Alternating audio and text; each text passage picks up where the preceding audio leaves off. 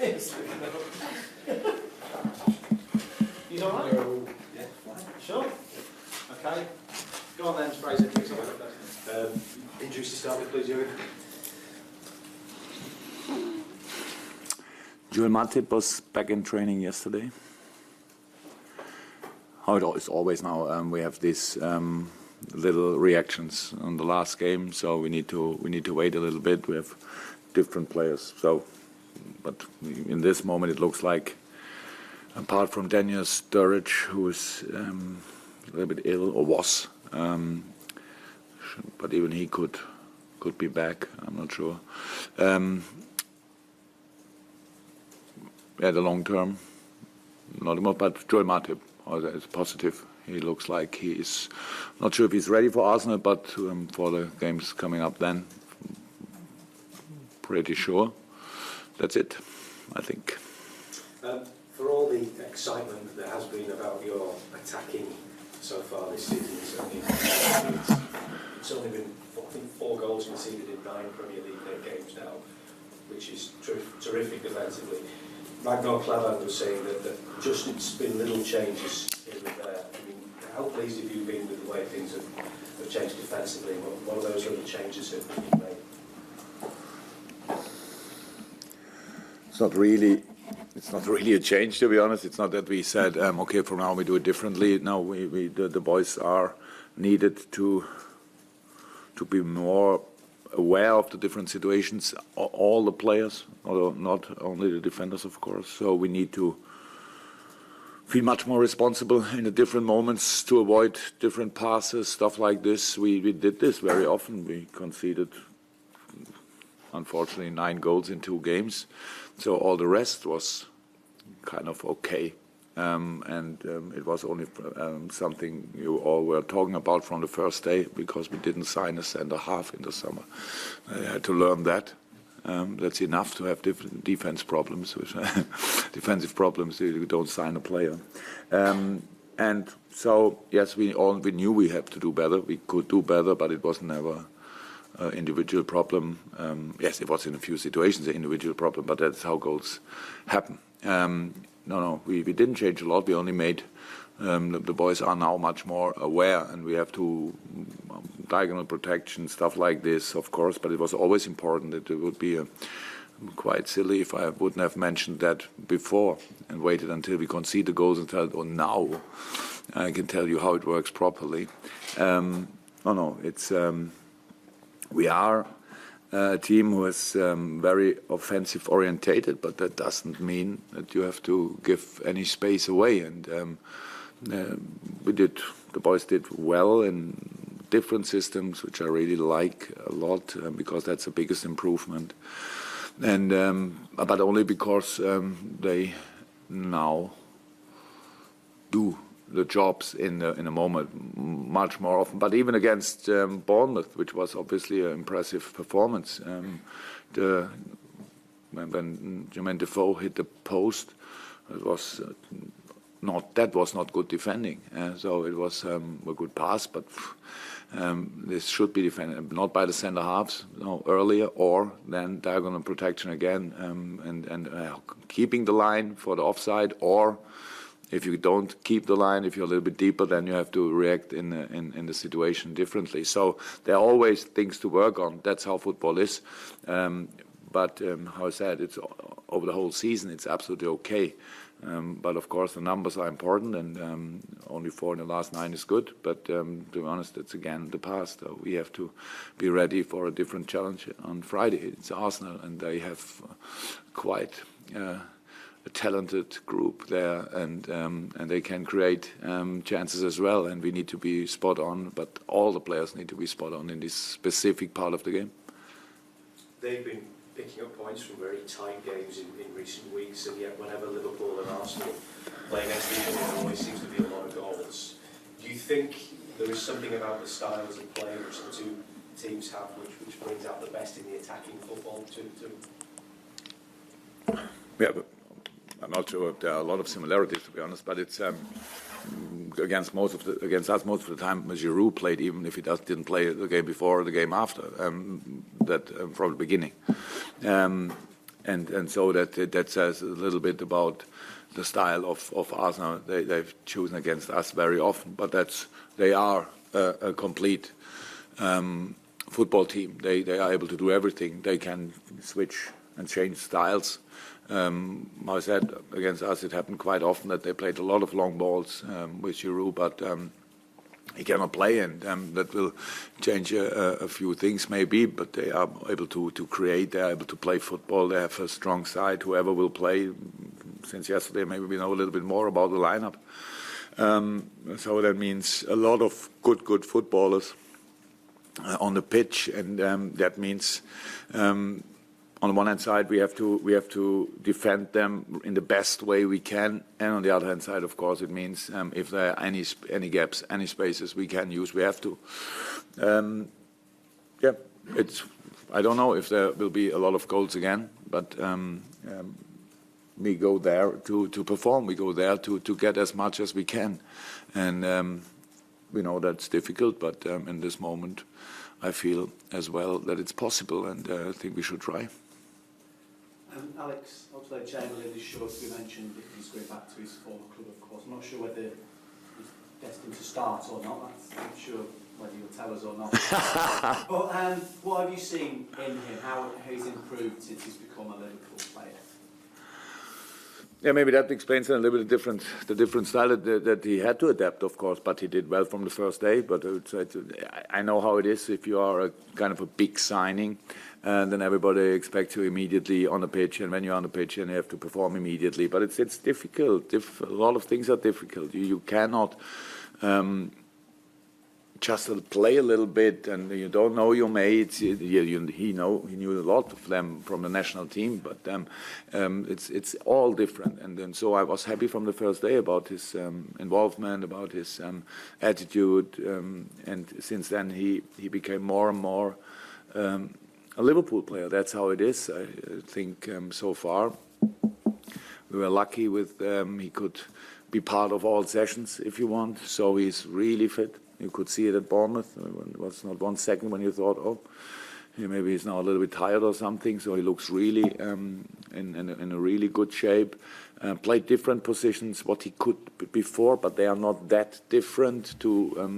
If he plays the wing, for example, or plays an 8, there's a few things are different, but it's in general, especially offensively, it's similar. And I think the biggest improvement or the biggest potential what he still has is really in being involved in goal-scoring situations, because he has it in himself. It's unbelievable, but he was not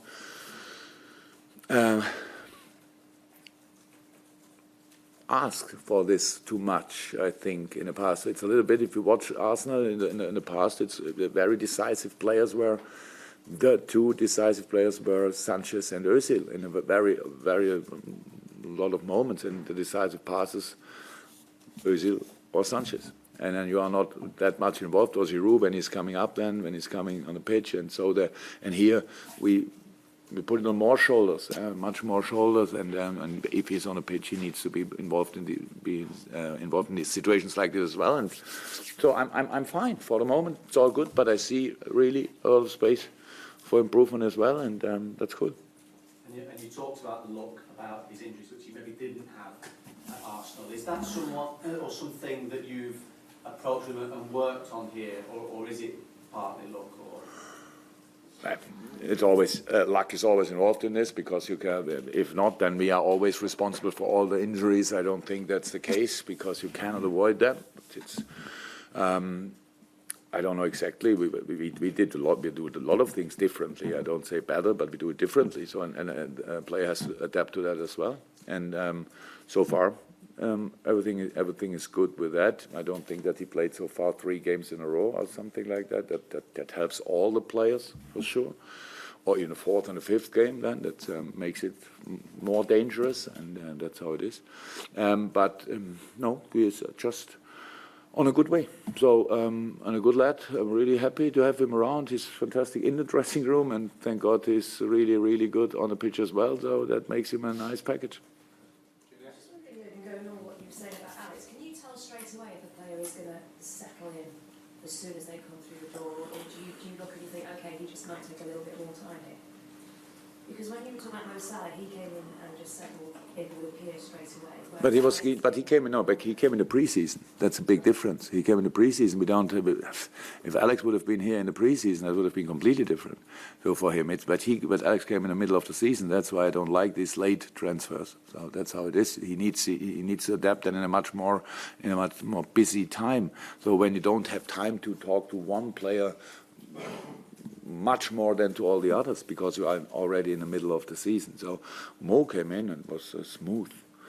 It just happened. In the preview, we went to different camps. The boys were together all the time. So in Hong Kong, more or less like in the jail, we couldn't do too much in front of the hotel, I would say. The people were very excited that we were there, and so that helps, of course, for the settle in. But it's that's the biggest difference. There's no difference between Mo and Ox. I think Ox would have needed less time than Mo, and he was already quick. Just going back to what you were saying about the defence and the excellent record of late, does that have an effect on what you might be thinking for January in terms of the business you do or you don't do? All what we are doing has influence on what I think. That's how it is. And but what does that mean? Because we did so well defensively, you don't want us to sign a defensive player or what? That will never stop until we do it, probably. Or what was the your defensive record's been good, I think. Thank you. Chelsea, I tell the boys immediately. Sorry? So it was Chelsea when you last conceded from open play, so you've done very well so far in terms of defensive record. So does that change how you approach January at all? We plan, and I've said everything is what we are doing has influence on our plans. That's all what I can say about that. That's yes. So it has influence, but I don't know exactly in which way, in which kind. So you have to wait a little bit. So I don't really. I'm not sure that I get the question 100%, but yes, I was happy. When we win a game, when we defend well, then I'm happy about that. Then we defend not that good as a team, and I'm not happy about it. But I don't think then the solution is a new player always. It's not like you. But now I'm still a supporter because I love the game, but I'm not a supporter in this kind of. I cannot change my mind. Now we need it. Without him, it's like this. People stick to their opinion, and obviously, whatever we would do, we concede the first goal. I think it's really rare that that I read. But for example, Alberto Moreno did fantastic this season, and we played at Sevilla, and he did not well. And there were really people didn't hesitate to say, that's why we need a new left back. And I think, wow, if people would have said the same about you after a bad game, that would have been really funny. So thank God I or we here make the decisions and nobody else. And so, we are quite not relaxed, but we have a view on everything, and it needs to fit together, and everything needs to work out at the end, and you need to have solutions for different situations and different systems and all that stuff. And so far it's okay, but it could have been better, how we know. But it could have been much worse. And so now we prepare for Arsenal, and we have to be, to come back to your point, defensively really, really strong in that game. Otherwise, we don't have a chance. You back on injuries, you mentioned Sturridge and Matip as spells. Does that mean Moreno's okay? No, sorry. It's always like a long term. Unfortunately, Alberto is still not even on the pitch, so he needs to. That could still take a few weeks, unfortunately. We did see Adam Lallana come back into action at the weekend. What did you make of his return, and how did he get on? It was aggressive. Was it 10 seconds until he had a yellow card or so? I'm not sure. I didn't even see it because the fourth official was in my way, but I only saw the card then. He's back, though. That's good. But he needs to collect minutes now. We will see how we manage that. But he's not ready for 3 games, 90 minutes in a row, but he's ready to help us in specific moments, and hopefully we can build up this his match fitness step by step, because that's the only thing he's missing now. And but even in the few minutes when he was on a pitch, everybody could see what a player he is, and yeah, very good news for all of us that he's back. Available on Friday again, same as the weekend. Sorry? He's available again on Friday. I heard nothing different. Yeah. Melissa, Glenn? No? Okay, guys, Merry Christmas. Merry Christmas. Thank you, sorry. And if somebody wants nice hat.